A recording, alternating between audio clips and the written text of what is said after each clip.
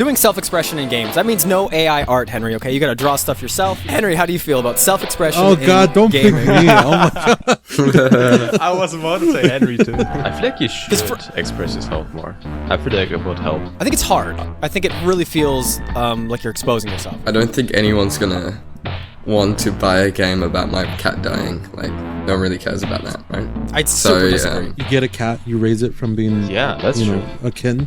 Yeah, that would be a really good story. Something really cool. I feel like that'd be one of the most memorable things I'd ever played. An emotionally vulnerable spot to be as a game maker, right? Because let's say that doesn't land, and everyone's like, "Did you make that creepy game of the mom that wanted to kill you?" Like, dude, that's weird. Well, actually, do you think game is an art form? Has a game ever made you cry?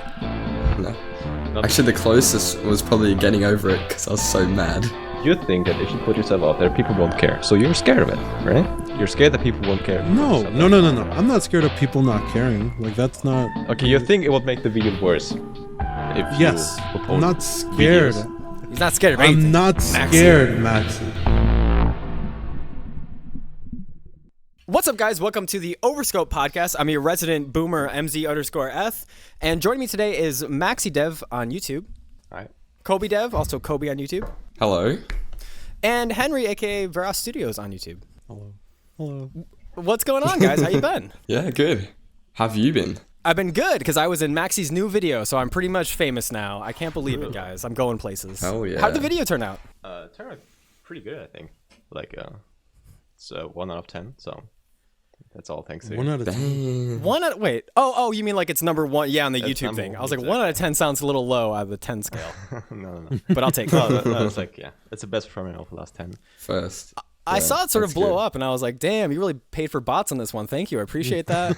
Really trying to boost the numbers. No, it's a cool video, and I actually thought your voice acting, or I don't know, everyone said you should be a voice actor out of that. I was reading the comments, and I was like, damn, I thought you killed it with the narration. There you go. Oh, no, yeah, that was because of the voice acting bit. I did like screaming, like... Yeah, that too. That was also really good. You need to do more nyas. That was the reason. Yeah. You do the same thing I do when you're in like the booth talking, and you like move your hands, and you get all into it. It's really fun. What about you, Henry? What's going on with you, buddy? I've been busy. I got my game on Steam. A really rough build. That's right. You sent me that. I did. I'm such a good friend that I just assumed that it was a virus and didn't touch it. But I promise I'm going back. Okay. And I was also looking into just like a bunch of stuff, and I was doing some 3D modeling I don't know if I'm going to do anything with that model, but I showed it to Kobe. I don't know what you thought about it. Yeah. The recently? Yeah. That one guy that I showed you. And then Yeah, with the eyes. Yeah. I thought it was good. Like that. To all the listeners. Sorry, yeah. Editing. Just for context. For context. I could He showed me. Yeah, he showed me this head he was sculpting in Blender. So it was just like about neck up.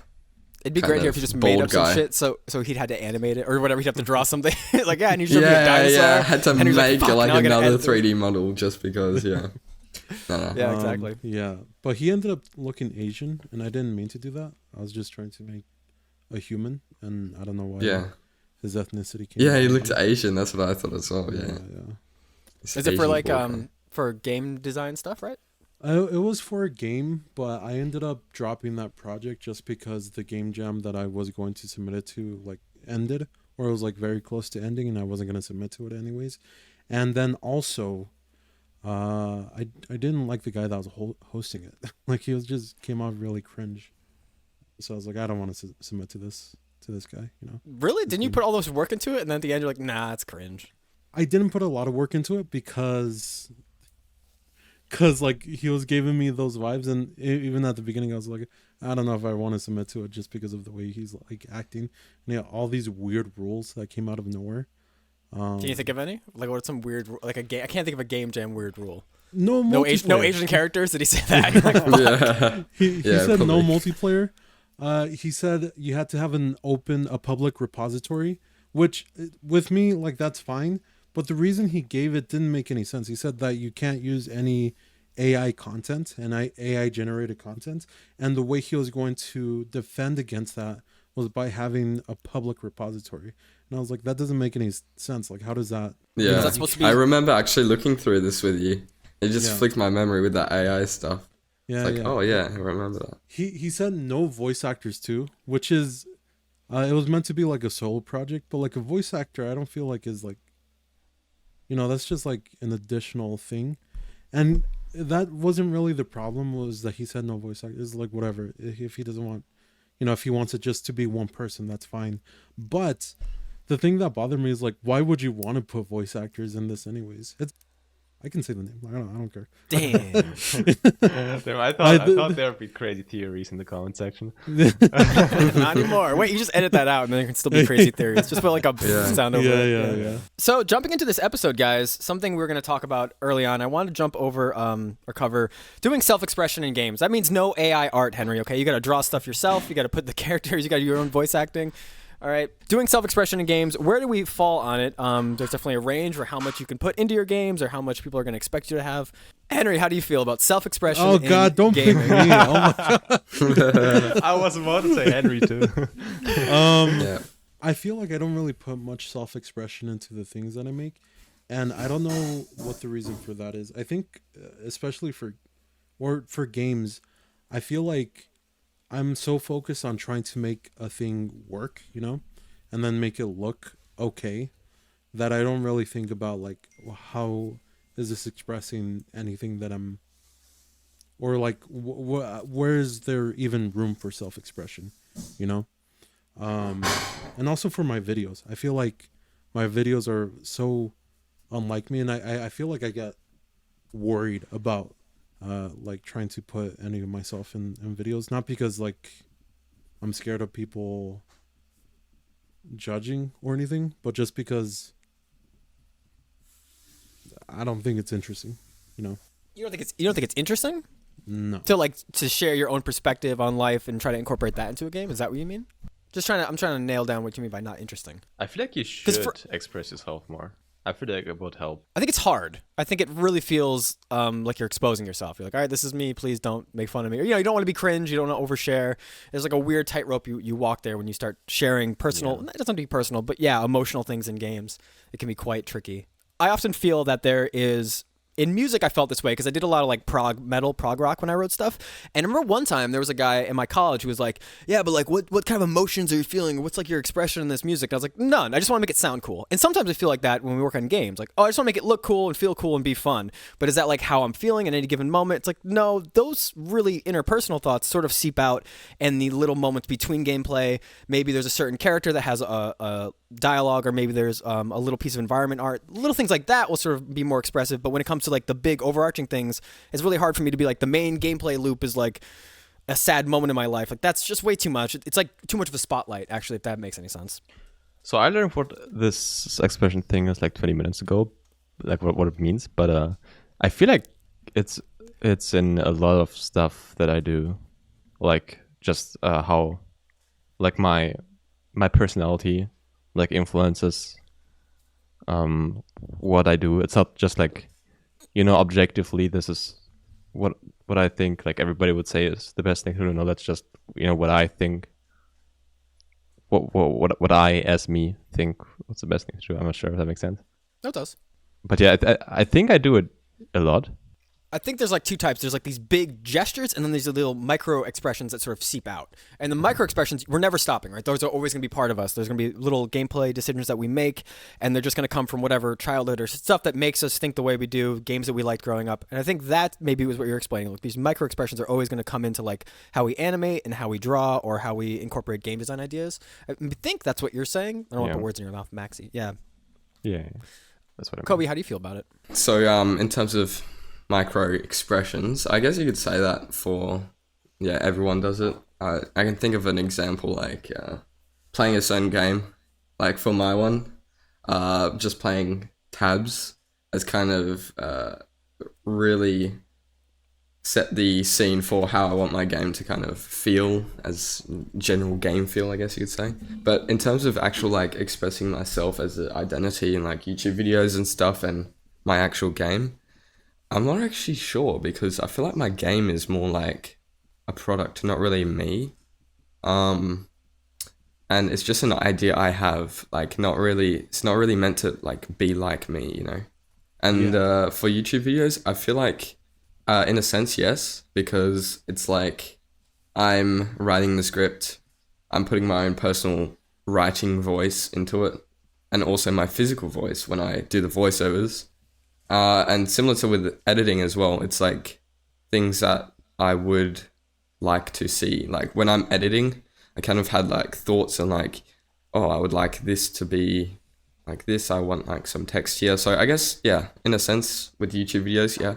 I have that feeling of like, how do you of like viewing a game like a product, you know, like where in that space of a product do you have room for self-expression, or is that even something that you need to add? You know, and you were talking about these like decisions about like, oh, this seems fun or this seems fun. Like, is that a form of self-expression, or is that like, you know? My I think take is that's those are micro expressions, but the big stuff is different. Though, you know what I mean? There's definitely a disconnect between. I'll just throw a game out there, Binding of Isaac, which I've played a lot of and design around. There's a way different feeling between like this is how the game feels and beating bosses and maybe the art style is kind of gross versus like the overarching story is like a mother dealing with religion trying to kill her son. It's like, well, that's a huge interpersonal connection between the creator of that game and the game itself, and like, wow, that's a real big step and feels like an emotionally like vulnerable spot to be as a game maker, right? Because like, let's say that doesn't land, then everyone's like, did you make that creepy game with the mom that wanted to kill you? Like, dude, that's weird. Like, you know what I mean? And you're like, oh, you really put yourself out there and you hope that that lands. So those I view way differently. Our little expressions are going to come out no matter what, but the big stuff is almost hard to pull out. You have to like pull it out of you and then shape it up, you mold it into like something that looks interesting and is presentable. Because like a lot of these emotions that we have, they're kind of or not emotions, but these expressive feelings that we have, they aren't exactly polished or presentable to an audience. And a lot of times you can show your personal life in such a bad light where it's like it's not digestible. You know what I mean? So I think it's really tricky, fine line to walk. And also, here's the other thing, not to talk too much about it, but one last thing I'll say is it feels like the final boss of game dev. If you can get that into your game, those are the games that go into the stratosphere. Those are your Undertales. Those are your Binding of Isaacs. Those are the games that like, those are the games that really do transcend what it means to be art, right? The problem is that it shouldn't be the last thing you do at the end of the game, right? It should be incorporated as you make a project. And I think that's one of the trickiest parts because you have to have that confidence going into being like, first off, I'm going to make a game. It's going to come out. I'm not going to fail. Also, here's a personal story that's going to tie into the narrative. It's like, oh my God, that just seems like the most overwhelming thing. And I think a lot of times that's why these game developers, it's never their first game that does all that. It's usually down the line when they have chops on building up games. And it's like, okay, let's try to do one where we're actually being open. I completely agree because like often your first game, you don't even know how to make a game. You're learning how to make a good game. You might be learning how to code. You might be learning how to do art. So yeah, your first game's obviously not going to be like some major emotional kind of part of your life. And if it is, then I'd say you're making a mistake because you're gonna like learn how to make games first. So you're almost wasting that emotional stuff if it's your first game and you're trying to learn art and how to jump. And then you're like, and this is my story of being like an orphan. You're like, okay, your game's not fun. It's hard to like take in the emotional aspect when the game is like buggy and weird. Yeah. Okay, I feel like there's like this difference like between like intentional self-expression and just self-expression that happens like as you go. Just because the micro yeah, expressions exactly. that was talking about. That's like a micro, but I wouldn't say it's like a small expression. Like okay, maybe it is a small expression. I don't know, but yeah, I'm not sure if I would want to do like an intentional self-expression, right? It's like scary I'm to do. like I don't want to do something just because I'm like I want to express myself. So how do I do that? Oh, I go to this to express myself, right? I feel like that's not something I would do. Yeah. Do you think a game needs that to be successful? Like to be like blow up? No, but I think it needs it to be.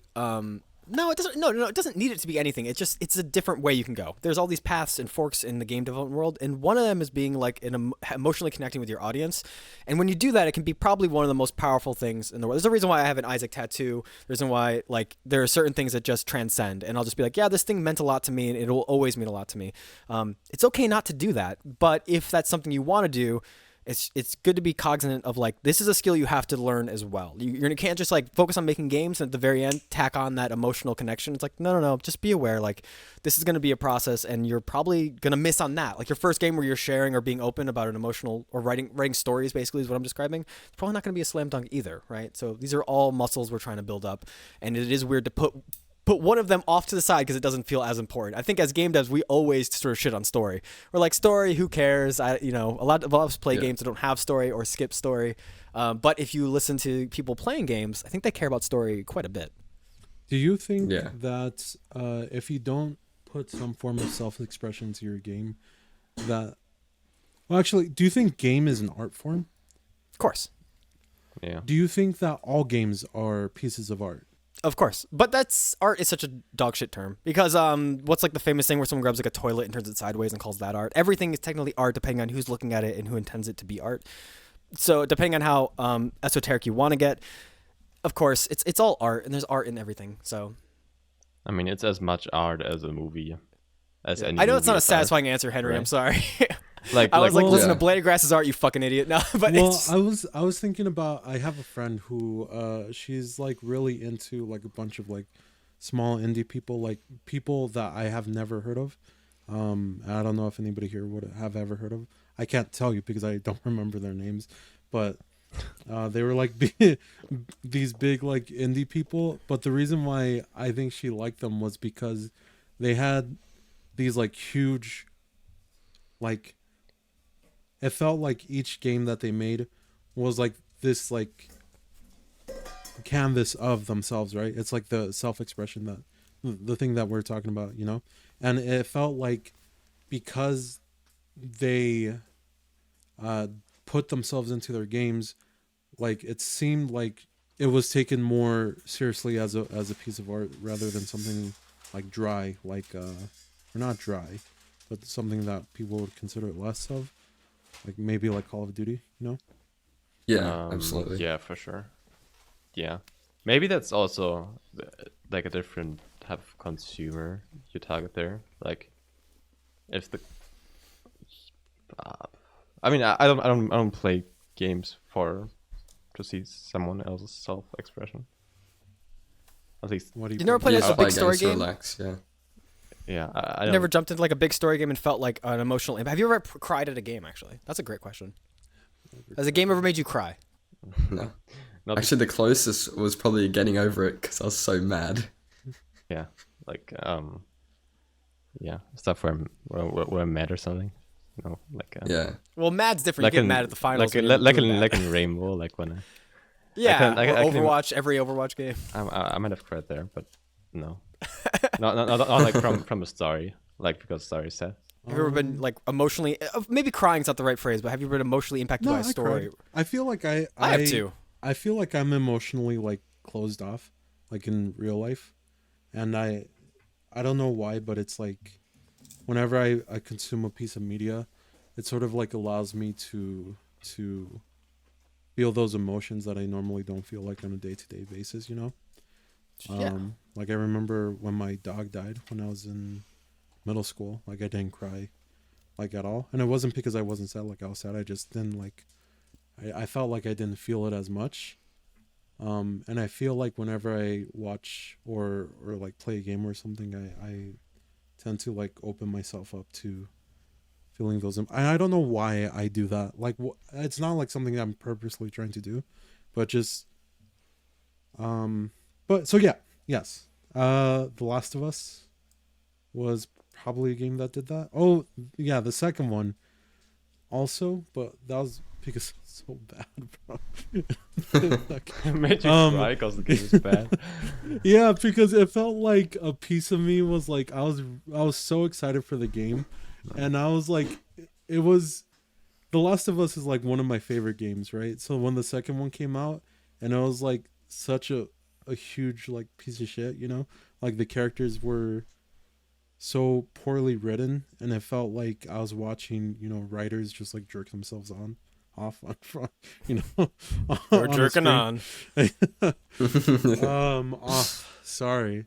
It just felt like, wow, this was like a game that I was so excited about, and to see like the ego of somebody on it instead of like trying to tell like a good story. It felt so disappointing, you know. Damn. But I think this that's is real. that's like a meta cry, right?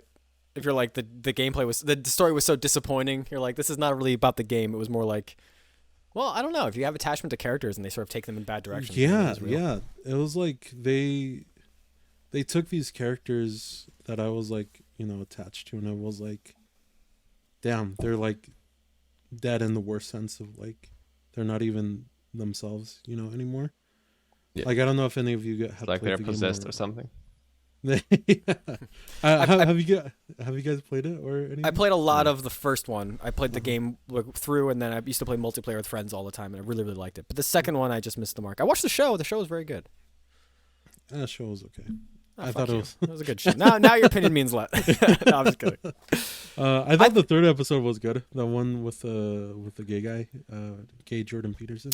I thought that was the one that a lot of people freaked out about, but I liked all of it. I thought it was good, and I had a fun time watching it. Yeah. Well, there was this thing that happened in the second game, like very near the beginning, and my reaction to it was just like, why'd they do that? You know, why did the writers decide to write that? And I feel like whenever you have that thought, whenever you start to think of the writers, that's like a failure on their part, right? So you mean you're taking out of the experience, and now you're thinking about the process of. It's like a horror movie. If you're like, wow, how'd they do that? It's like, well, you're not really in the spooky moment now. You're like, Yeah, and then same goes for like games as well. Like if you're running into maybe a problem in a game and you're like, oh my god, this is so poorly coded, or like optimization. Oh, the developers did not think of this, did not optimize. Then I would say that's a major flaw on the developer's part as well. But like this is not really to do with story though. But yeah, just general issues in the game.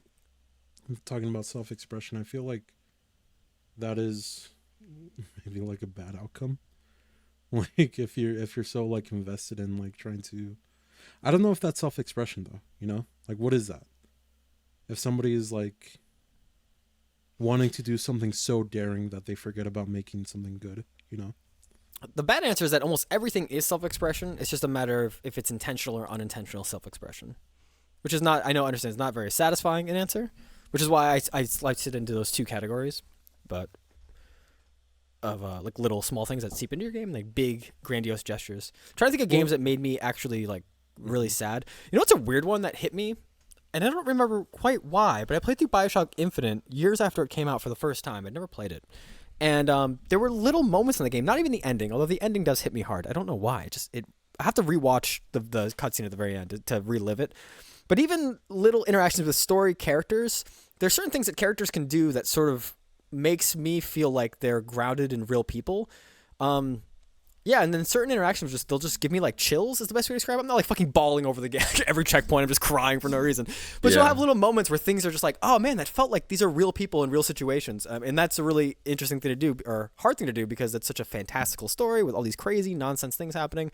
And then also in between these little story moments is you just being a mass murderer and then being praised. That's always like the meme of like you play Uncharted and it's like, Nathan Drake, we got to go to goddamn Dorado and save everyone. He's like, I agree. And then you killed 19,000 people. And you're like, what? You're the good guy? How? That cannot be the case, right? There's that extreme disconnect between what you do as a player and what the story, when the gameplay stops and the story comes in, and it's just like, these things don't connect. That was actually one of the biggest praises early on in indie game dev that people had for someone named someone like Jonathan Blow. He made a game called Braid, he made a game called The Witness, and one of the things he was really notorious for was that what you did in the game, what the narrative was doing, matched up more so than most games in those times. I think Braid was a 2008, 2007 game, something like that. Braid is one of those games where the ending made me cry. It's like a puzzle platformer game, and it has a lot of story stuff. There's a lot of reading happening. But there's something about it that is really pretentious, but deservingly so. And when you get to the end of that game and you experience the ending and you start to draw these parallels between sort of things that one thing that'll get me on self-expression is if you lay the seeds down for something and at the end there's a payoff, that is such a cheap way to get a rise out of me. Meaning that like it's not necessarily a twist, but sometimes it can be, where you're leading these like sort of these breadcrumb trails towards something, and at the very end you think back to the beginning, you're like, oh, that's why that was there, that's why this was there. These are all really tough things to do. I think this comes from experienced developers and experienced storytellers, so it's just one of those things you have to really work on to get in a game. And I have no I have no illusions of grandeur that that's going to be in any of the games I do in the next 10 years. So, I mean, maybe, but not anytime soon. Why can't they? It's so much work. And it seems like our focus early on in game dev is to make things not crash, be fun, right? The basics of game dev. And then to put that, it feels like it has to be a layer on top. Yeah, it feels like it. I don't know, man. Maybe you guys feel different. I was going to say, like, especially with games with like narration or something you can read, ads, and then with the music as well, like Getting Over It did something really unique where they did like narration as you go up, and the music was like really calming piano music most of the time, but whenever you fell it would play like something to do with depression or something, and you would just constantly just be battling trying to get to the top. And I just remember finally beating the game. I was like kind of relieved and kind of like, oh my god, did I just do this? And it just gave me such a sense of accomplishment where all I really did was just move my mouse around for like a few hours in real life. I don't know, I feel like when a game does that, like really immerses you inside of the game itself. Felt like I was the guy in the pot swinging his hammer around. But yeah, I felt like that was a really good game, the way Bennett Foddy did it. Also Australian, so very good. Oh, okay. That's why. No. I would say that's one of the biggest, that has to be one of the strongest connections between what you're doing in game and the narrative. We talk about how AAA games don't connect, or I just said that. But that has to be one where it connects more so than the 99.9%, where it's like the narrative is about getting better or dealing with whatever. It's the struggle of doing a thing. And that's what you do in the game. Like there's really no rhyme or reason besides it. You're just trying to like get to the end and overcome challenges. Yeah, that's probably a great version of that. And that's probably why you can like empathize so much with what you're doing versus what the narratives, the storytelling is doing. Yeah, exactly. If you can call it storytelling. I've never played the game though, to be honest. I've only played like the first couple minutes, and I was just like, I need to be drunk to play this or whatever. I don't know, not drunk. Something needs to be different in my mind. Yeah, I feel like self-expression. It's definitely an optional thing. And I feel like we shouldn't like stress about it. We shouldn't be scared of it. I feel like Henry is scared of it. I feel like we shouldn't be scared of it. Yeah, we shouldn't like push it too hard. Like if there's, like if we've, like think of it as a way of we have to somehow express ourselves in this game. I think that's not the thought we should have. Like yeah. Okay, here's the way I think about it. I think that for me, I'm probably never gonna intentionally express myself. It's always gonna be, as Seth was calling it, these micro expressions, micro self-expression. How do you call it? Yeah, that's fair. Well, I asked my question to you before, not to interrupt you, but do you think you're gonna have story in World of Unlit? Yeah, but that's also just gonna be that's not like a story. That's like inspired by everything, by anything that happened in my life, For sure. or to myself. Like it's gonna be, yeah, it's obviously gonna be influenced by micro self-expression or whatever, but not like intentionally, like when I was Hammy 5. personal draw. Yeah, I understand what you're saying. Yeah. You're not gonna force some like story that comes from your childhood or something. Exactly. That's a thing that I was gonna say. It's like I'm not scared of it. I just think it's so uninteresting compared to like the ideas that you can come up with. Not just me, like anybody could come up with is like more like interesting than what you went through in your life. Yeah. That's what I think. It's not that I'm worried about it. It's just, but then I started to feel like, is that something that people are looking for? Self-expression? I guess not. Okay, no, I think just an audience. I think you. Okay, that comes from somebody who learned what self-expression is 30 minutes ago. But I feel like you don't really understand what self-expression like. Not what it means, but I feel like you state how much it would influence something. I feel like one big thing where self-expression influenced World of Unlit was, I think I talked about this in an early devlog, was I had a problem where the player had a sword and the enemy kills the player very fast. So if the player runs at the enemy, he's just gonna die, and he won't be able to hit him with the sword. There was a problem, and there are multiple solutions to this problem. Obviously, like reducing the damage, making the sword have more range or something like that, make the player faster. And what I what I decided to do was making a grappling hook to counter that, so you can grapple towards the enemies and kill them that way, and that's how the grappling hook was done. I feel like that's like self-expression, right? Yeah, of course. It's like a decision that I make because what I think as myself is a good decision. And there's like a million ways to solve any given problem, and this is coming from your brain, the things that you grew up playing and what you enjoy to do, and you're applying that to your game. Exactly. Yeah, so I think that's gonna be most of our expressions. Yeah. Yeah. I don't know if I would call that self-expression. No, fuck you. Who gives a fuck what you think? Got him. I just that premise. You know what? Like to me, Henry, you sound a little burnt out, and maybe we need to talk about burning out in games. Come on. Let's keep we can keep going. Yeah, we can just keep talking about self-expression. I keep pushing it off because it's that awkward feeling of I don't know what you guys are thinking. But no, of course we can keep talking about self-expression. Henry, I think it's important. Yeah. I mean, I feel like when you start to say like, oh, everything is this or everything is that, it's like I feel like self-expression is like a very clear like delineation of you wanting to express yourself, like with you like actively doing that as like an action that you're trying to do and making a decision based off of your experiences. That's how we make all our decisions, right? Like everything that we do, but not everything that we do is self-expression. It's just, this is the games that I played in the past, and this is how I think this problem should be solved.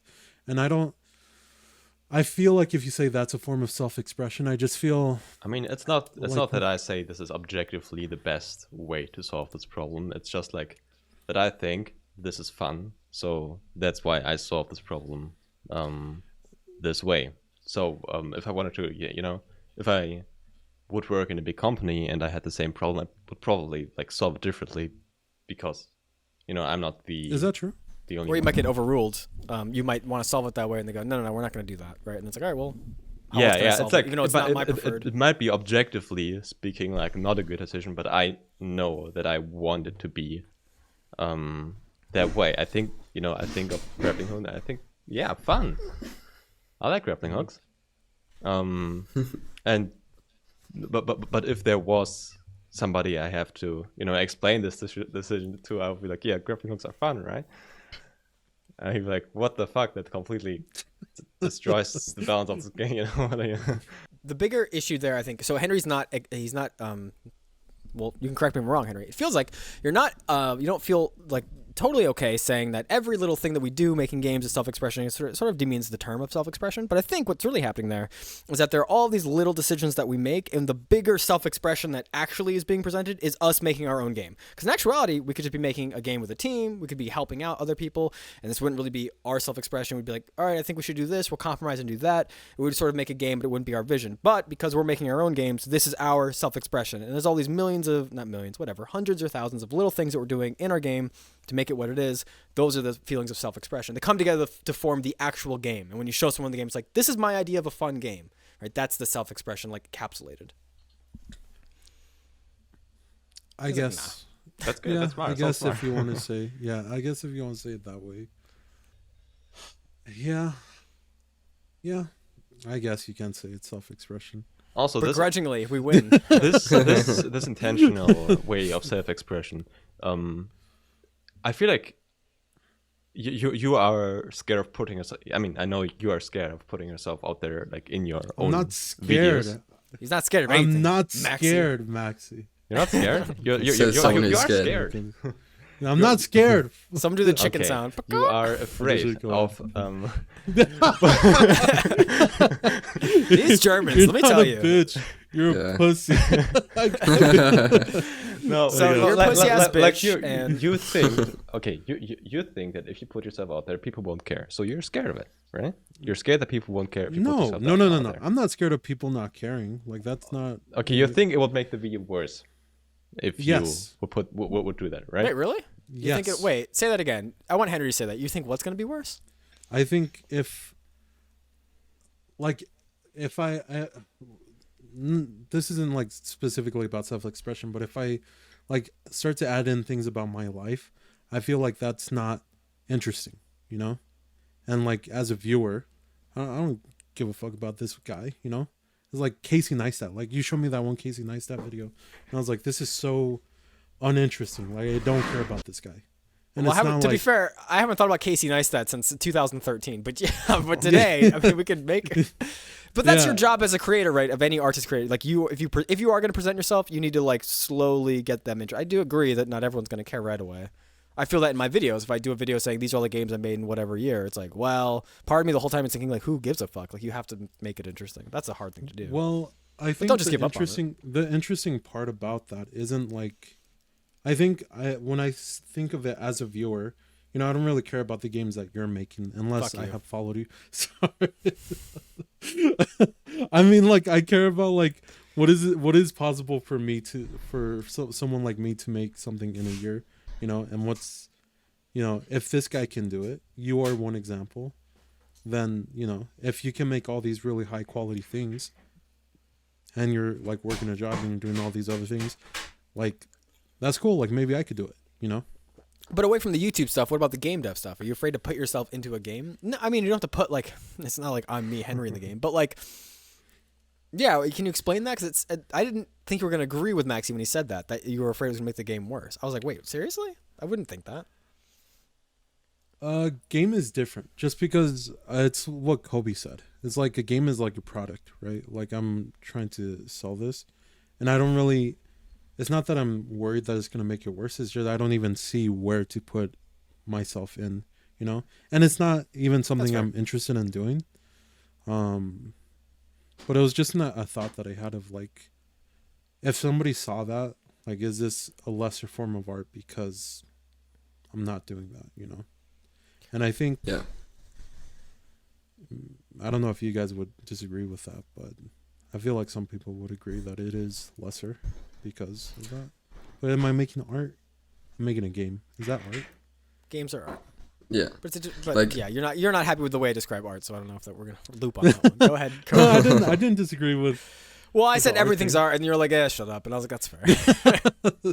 Sorry, I don't mean to be. I mean, yeah, if you're seeing You're more seeing a pragmatic. game as a product, you could say. I mean, any big movie is a product as well, but it's still art, right? Like they make it for commercial success, obviously, but it's still art. Yeah, they still have like a motive, but like in games, I feel like it's different to movies.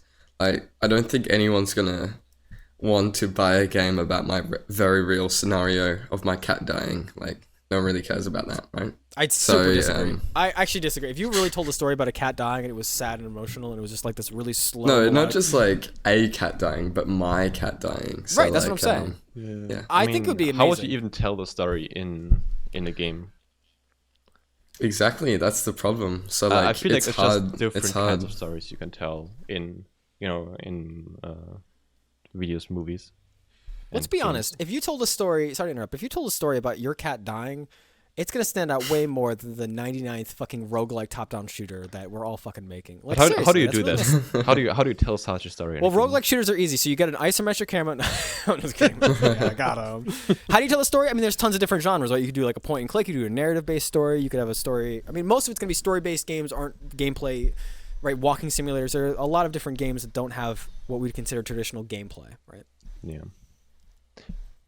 But what if the story went like this? You woke up and your cat's dead, and that's it. End of the Well, game. I think Roll I credits. You probably actually sell agree a with- million I- copies. Yeah, I agree with Million that copies. right here. I think that if you told a story where like you get a cat, you raise it from being That's you know, true. a kitten. Yeah, that would be a really good story. Something really cool. If What you made I'm- go ahead. Sorry, I'm a fucking yappy piece of shit. Go No, ahead. no, I was just thinking about like I was thinking of like what's a game that like none of us would think is like would view as a product. Because I feel like You know that one game, 2148? So you're gonna say 2048? It's like, oh yeah, that's fun. Like the tiles. Beep, boop, No, boop. no, no. That's fun. Oh yeah, that's great. Yeah, Is that what you're that thinking one. of? That's a puzzle game. Yeah. Yeah, No yeah, story. 2148. Like that game, I That's feel not what like it is. Is it 2048? Yeah, it's I thought it was 2048. 2148. No, you're making shit up. The math doesn't work on that one. It's 2048. It might be 2048 or it's something. No, Edit that 2048 in, is Henry. completely It'd different. be funny if Henry edited the screenshot of the game and he edited it to say 2148, so wouldn't he argue? Like that game is like very much like, I feel like there's no story there. You know, it's just like something. Of course that not. It's a you're puzzle doing. game. Yeah, it's a puzzle game. It's like whatever. Oh you yeah, know? yeah. You're just 2048, swiping, kind of mindlessly on your phone. Yeah. I don't know why I'm bringing this up. It's definitely Well, not 2148. It's 2048. But that comes back to what I'm saying before. There are forks in different branches you go in game design, and some of it could be story based, or some of it could not. Both can be very successful and be huge, right? So there's nothing wrong with that. There's no like throwing shade on non-story games. It's all good. Yeah. If you made a story Yeah, with your cat being dead, I can just imagine like a first-person game where you like wake up in bed and you look over and your cat's not moving. And it's a really slow, emotional game, and like maybe you have to call in your mom and be like, "Oh my god, like what's wrong with my cat?" And you're like literally burying the cat. Maybe you have a shovel and you're like digging a hole and you're putting it in a box and burying it. And it's like a 2-hour game. The only reason why it wouldn't be successful is because people are gonna refund it when they beat it. But other than that, I feel like that'd be a fucking good-ass game, dude. That'd be a sad game. And you get some good music behind it. I don't know. I feel like that'd be one of the most memorable things I'd ever played. Especially if you did the Unreal Engine. Everything looked beautiful. Just saying. Yo, bro, that would be such an interesting game. Seriously. It would be such an interesting game if you showed this person like having all these emotions, but you don't show any of the back end of like why this person cares so much about this cat. But we it's can like, all put ourselves in that. We all have had pets at some point, you know. unless you haven't had a pet. And Then don't buy the game, you fucking loser. No. I'm saying Yeah. like it would be interesting even if you don't have a pet. It's like, imagine playing this game. Imagine not having a pet. So you're like completely alienated from the situation. And like, what does that say that you're playing? This is like super meta. Like, what does it say that you're playing this game about this guy losing a cat when you don't even know what that experience is like? And like, how does that finishing that game? Like, how does that change the way that you view like somebody, like anybody in your life? I don't know if that's really a weird tangent too. No, I think it's interesting. And one of the interesting things about it is that from a game design perspective, that's something a movie can't do for you. Or a book. I mean, honestly, just the idea of you physically having to dig a hole and put a cat in a box and bury it, like physically making you as a player do something like that, that'd be a really... I mean, it might miss on a lot of people. They'd be like, this game's dumb.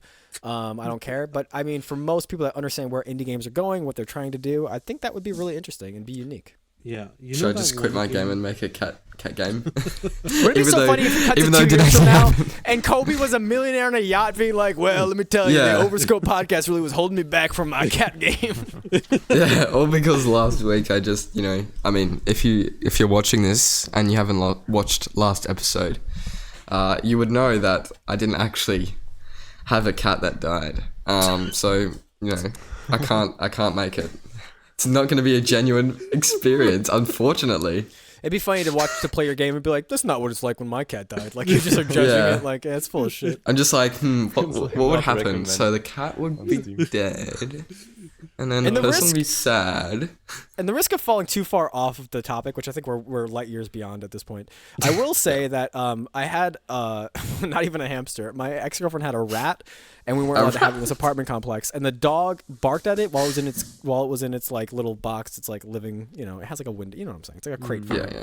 And it died. And it died in my arms, like in my hands. And it was actually like so. And I didn't care for this rat. Its name was Hanzo, based off of Overwatch. And I didn't really care for the rat. I didn't want us to have a rat. But when it died, it was one of those weirdest, saddest fucking things because you just feel its body going to like rigor mortis in your hand. And yeah, that shit is really fucking sad. Holy fuck. I was like, Jesus Christ. So yeah, when your pet dies, that's a tough one. When my dog died, I cried. When the cat died, I didn't like the cat, but it was still, we had to put it down and give it shots to die. And it was like, ooh, it hits different. It's like, it's a sad moment. Yeah, I don't know why I feel like whenever something like that happens, I feel like so closed, Like it feels like you close off. Yeah. And it's not like me actively doing it. Like if I would want to feel the sadness, and then you kind of get this feeling of like, damn, how come I don't feel sad right now? Or like this isn't the reaction that I was expecting, But it doesn't always it doesn't like with my dog. She was attacked when she was a puppy. And when that happened, I was like, I was crying like because it looked like I just like killed somebody. You know, I was carrying her, and her head was bleeding, and my whole body was covered in blood. And I came into the pet people. What do they call them? The vet. The vet. That's word. And I was like freaking out, and I was like, "Yo, fix my dog." That's a game right there. You're bringing your bloody animal to a vet, and then it's not going well. Oh my god, that's sad. Yeah. Or putting a pet down, like bringing a really sad experience. This would be a good game. I mean, I don't think it'd be good games, but interesting experiences to have.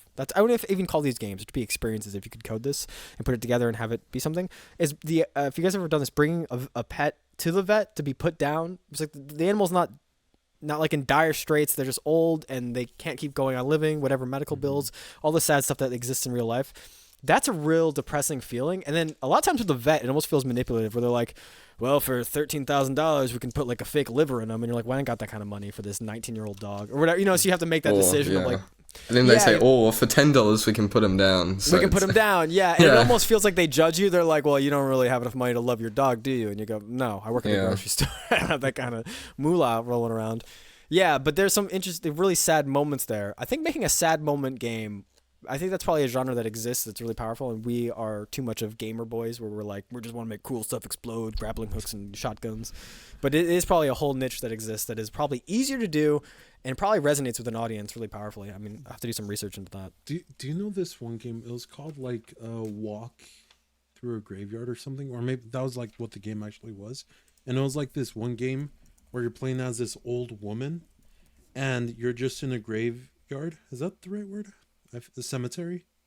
Cemetery. Yeah. You're in the cemetery, and you're just walking down through the cemetery, and you're just old, and then it just cuts to these really weird VO shots, like voiceover. Is it black and whitish? Yeah, it's black and white. It might be called The Graveyard. The Graveyard. I see an old lady walking with. Would she have a cane? Maybe. Yeah. And that game like blew up, but it blew up for like probably the reason why you would think it blew up, because like everybody was like, "What the fuck is this? Like, is this even a game?" You know? And I feel like,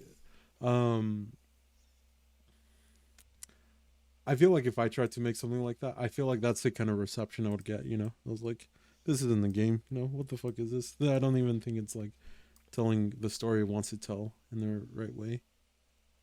Well, that's the fun part in art. You don't really know, huh? I don't know. Although I will say one thing is that it feels like these kind of games that are a little bit like, is this a game? Isn't it a game? I think if you lean into horror, you get a fucking free pass, baby. Okay, because it's like vaguely spooky, and you don't know if anything's gonna jump out at you. And guess what? Nothing ever fucking does, and you can sell that for $19.99 or whatever. Oh my God. Yeah, it's wild to me how well horror games do. I know it's an art form. It's tricky. I'm not trying to shit on you. Wishbone Games, you make good stuff, whatever. But like, yeah, horror games are really something that I think is in the stratosphere right now in the indie genre. Like horror games, we love them, we eat them up, and it's so not easy to do, but it's more accessible to do as an indie developer. So yeah, I feel I've never done one. I'm sure they're hard. Yeah, the one horror game that I made, it was like a card game. It wasn't even scary. That video, like, I think took off. That was my most viewed video, and I think that's the reason why, because it was a horror game. Yeah, is that one reason? People love horror. Yeah. Yeah, maybe I should make a horror game. I've said this before. I think horror bridges the gender divide a lot, because a lot of the stuff that's like really actiony and Twitch based, I don't think a lot of females like, and a lot of horror stuff really appeal. Like a lot of times, me and my ex-girlfriend would sit down and play a game. We're like, what kind of horror games are out there? What's the fun stuff? And then even if she's not playing, she just wants to watch. I feel like in the same way that like true crime sort of like bridges that. Well, actually, maybe he's more feminine than male, but there's a lot of different crossovers there. I think that's a good genre that like it has a wider reach than some FPSs. Yeah, some of the more dumber genres that are just like we sort of grew up on. All right. Yeah, I'm just waiting for you to like go on to the next topic. So Maxi was like, I mean, "Don't if go, it's don't already go." an Now hour. he's kicking me out. No, feel because there was like already a an good hour. tension at this moment, but now there isn't. So. It was okay. Do you want to talk about Burnout real quick, or do you want to? We can talk about Burnout. Yeah, I remember one time I was burned out, or I'm not sure actually if it's like a really burn out, but it was like that I couldn't, yeah, that I couldn't work. I don't know if that's the right word, but it was after the game jam with Riley. Those What did 2 Riley do days. to you? Damn it. we that was stupid. We wanted to make a game jam. We wanted to make an entry for a game jam, and the game jam was 7 days, but we wanted to do it in 2 days because I thought, well, 2 days gonna look better on YouTube. I don't know. Didn't really work out. We got 5 minutes or something, but Yeah. Should have put me in it. I would have played the game. No, I'm just exactly. The game Yeah, actually, I damn, think man. it turned out really good. That game, Yeah, there's I there's played one it for nasty like, bug, but yeah. yeah. Um, What was the Which bug? one is this one The again? bug is that The- it's like a wave. It's like a sniper game, a wave. Where you know you have Yeah. waves, and there's That's the one. one guy you have to protect. But the way the waves are calculated, that's kind of fucked. So at some point, the waves are just staying the exact same. Like after I think wave, I don't know. At some point, the waves just you don't get harder. So you can keep going forever. You know? When you're good enough. But yeah, it was an ambitious game. We made it in 2 days. What happened after? What do you mean? What happened after? Yeah, after that, I was like, it was the beginning of the year, and I feel like it took me a couple of months after that to get back into like a good working habit. Couple months. So yeah, I was. I'm not sure if it was because of that, but after that, I remember I was pretty down, like I wasn't feeling like working and Motivated. shit like that, and just exhausted. Yep. I'm not sure if you can really call it burnout, but what ended up happening, I played what's this game called? Red Dead 2. I've never heard of that. What is that? Red Dead Redemption 2. it's like an indie game. Is that Yeah, I small? think it was- small Is indie it game. small? Small title, yeah. Small indie game. Like a 2148. Sorry. Exactly. Yeah. Okay. And yeah, I think I played for like a week, and then I was like, hey, let's make a video about putting Antarctica into my game. Yeah, true. I remember I wanted to make the video right away, like the video about the game jam, but I couldn't make the video because I kind of overscoped the video. You said it. All right. Sorry. That's it. And hour. That's it. Cut. Yeah. It was like I've wrote a script with even voice lines for Riley to say and shit like that, and I didn't get past the scripting stage because I was like I didn't want to work on it anymore. And yeah, then I made the Antarctica video and it was trash as well. And yeah, so that was like a 3-month period. I was basically only doing shit. I mean, not really doing anything productive. Yeah. And I think it was because of Yeah. that, because I crunched too hard on this game jam. Yeah. That's a long time. How long do you get, if you've experienced burnout, how long does it take for you to get back into it, Henry? I thought Henry's that. I didn't know you were asking everybody. I thought you were asking. Yeah, yeah. Maxie. Henry's gonna have to cut that one out. I mean- Big pause, listeners. You don't know I about mean- it, but there was 45 minutes of us sitting here in silence just thinking.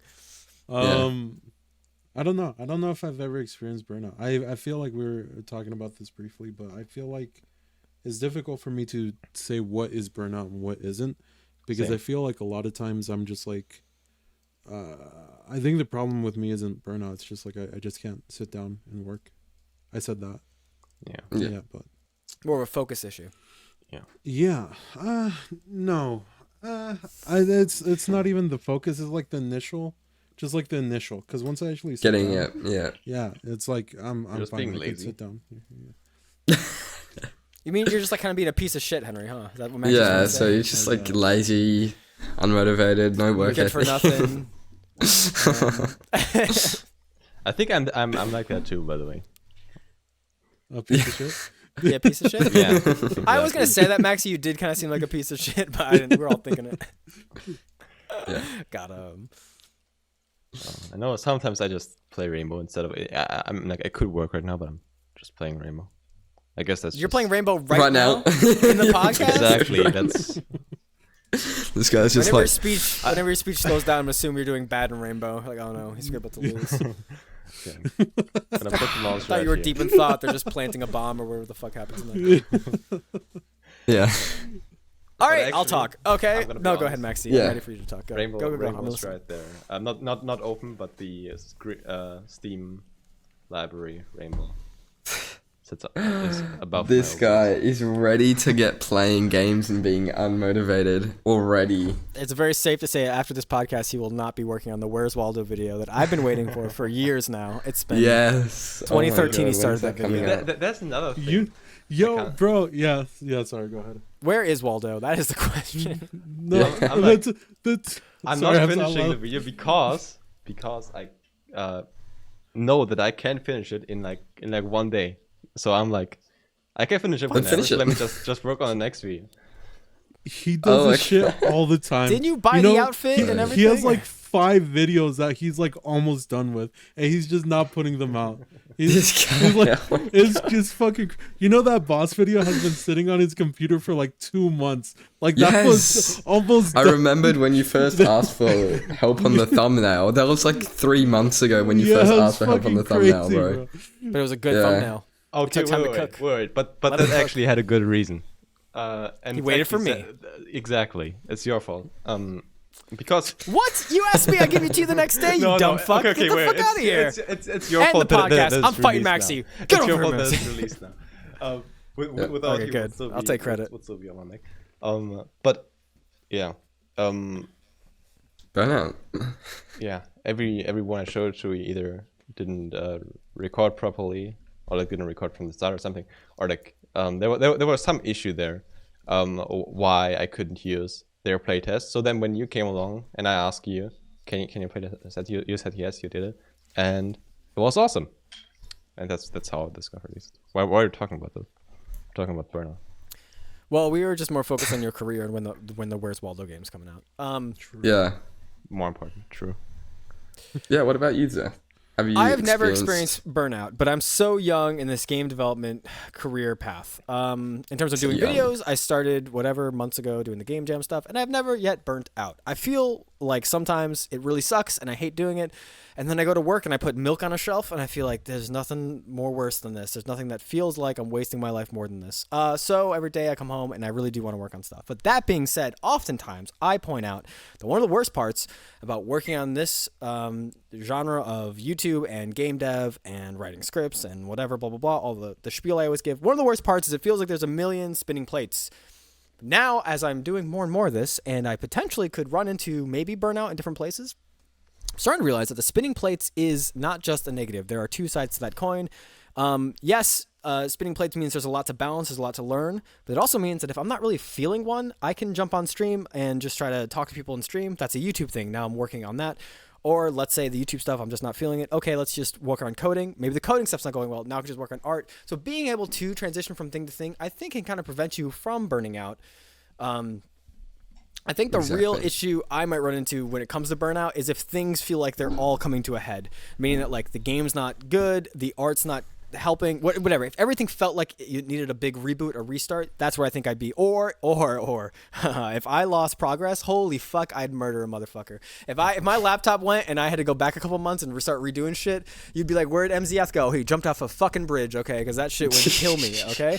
I use GitHub once every 3 years, and I've backed it up one time. So after Same. this podcast, remind I me. backed it up once, bro. Remember when you're like, oh, back up your project? That was the last time I did it. That's what I'm There's saying. no way. You We're the can't- most irresponsible motherfuckers. Oh, Henry, go ahead. Oh, I bet. Yeah, Oh, yeah, just back up shit. Fuck you. Yeah, use a version control. Remember when he said he was a piece of shit? What a piece of It is shit the bragging about easiest backing thing shit to up. do. Yeah, like who It cares is about so version easy. control when you Because can just every time I think remember about- what you did?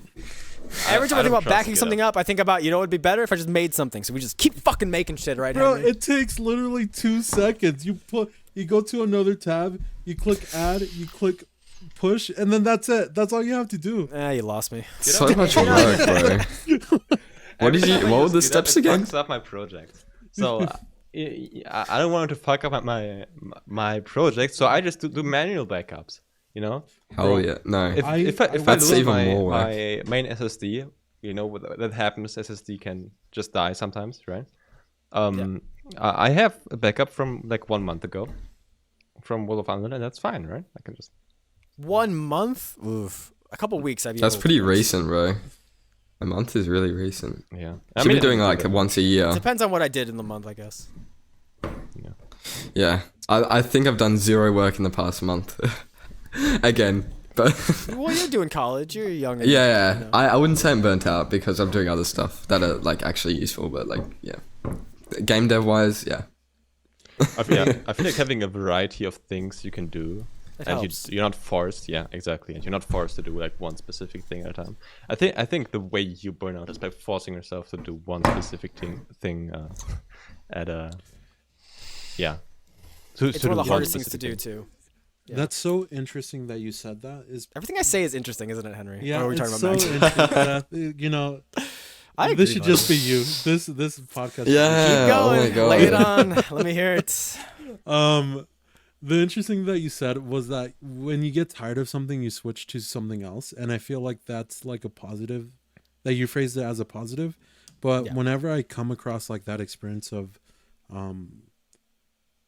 needing to work on something and not wanting to switch over, I don't want to switch over just because I feel like it sort of feels like wasted time whenever I switch from thing to thing. But Can you give me an example of that?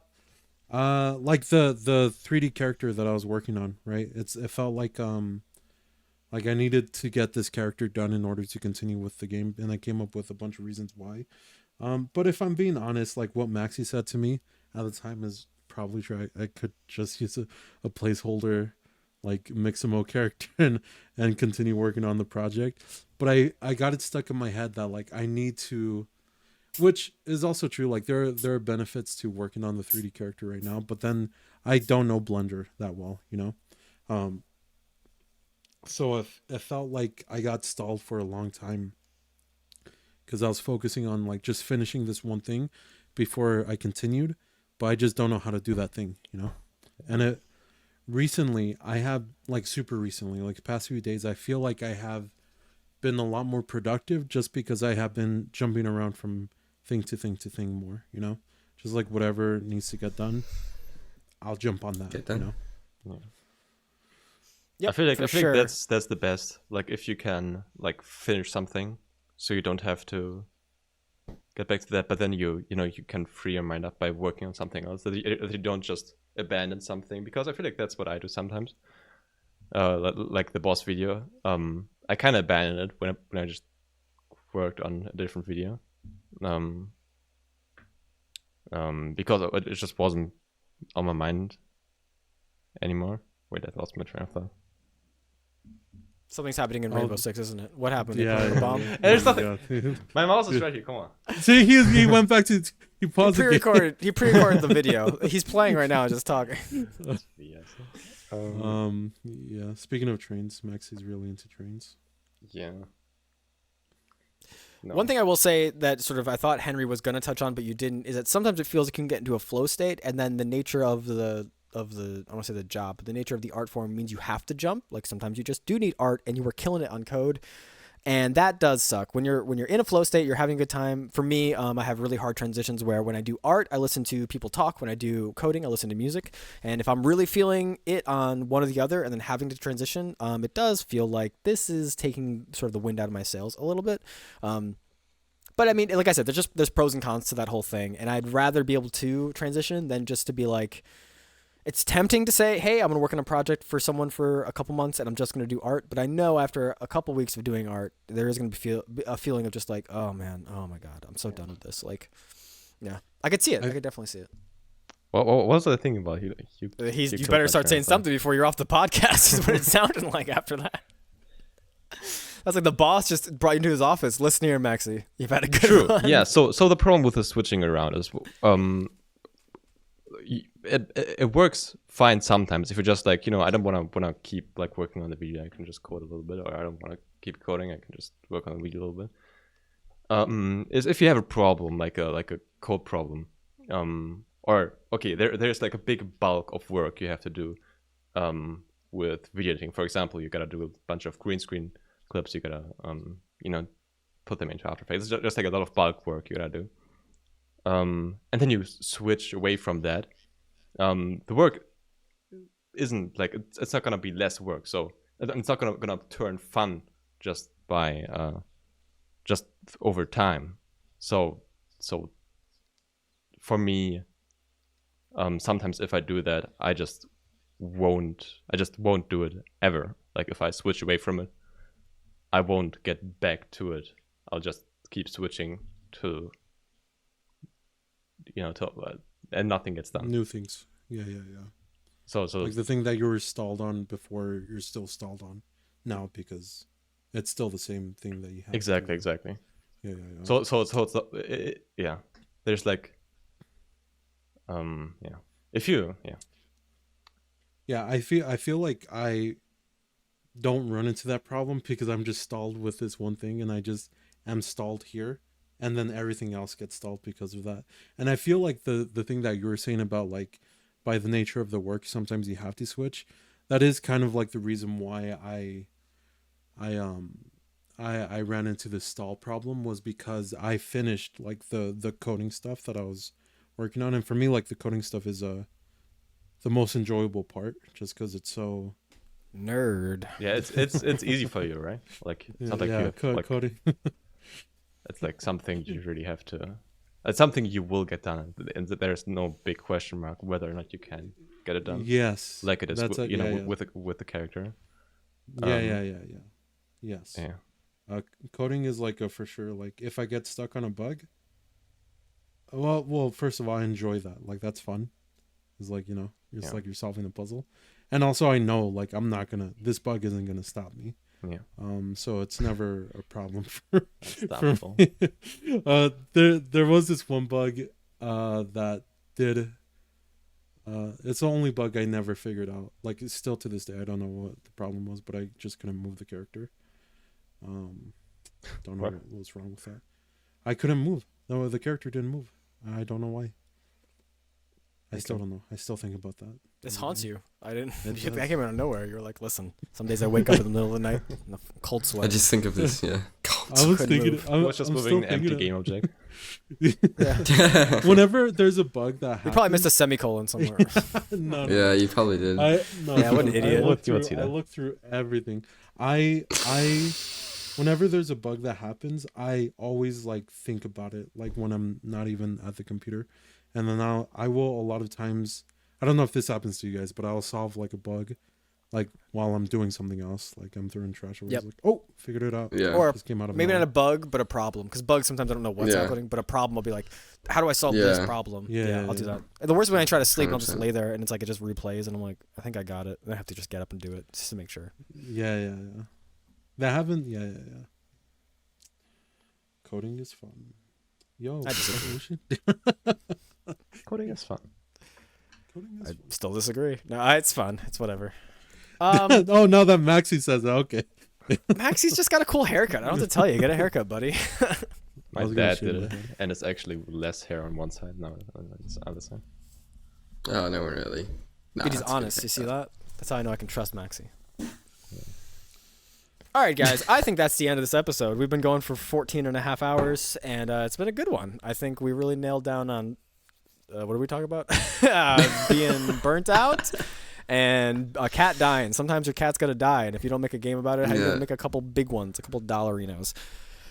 Exactly. You can find shut up Kobe, I'm doing my intro. You can find Kobe Shut up. on youtube.com/KobeDev. You can find Henry at verastudios.org and you can .com.org. And Maxi Dev is you just go on any train into the German area, you're gonna find him. You can play his game for free. But it's Maxi Yep. Dev. And then me, I'm just gonna quit after this, so don't even look for me.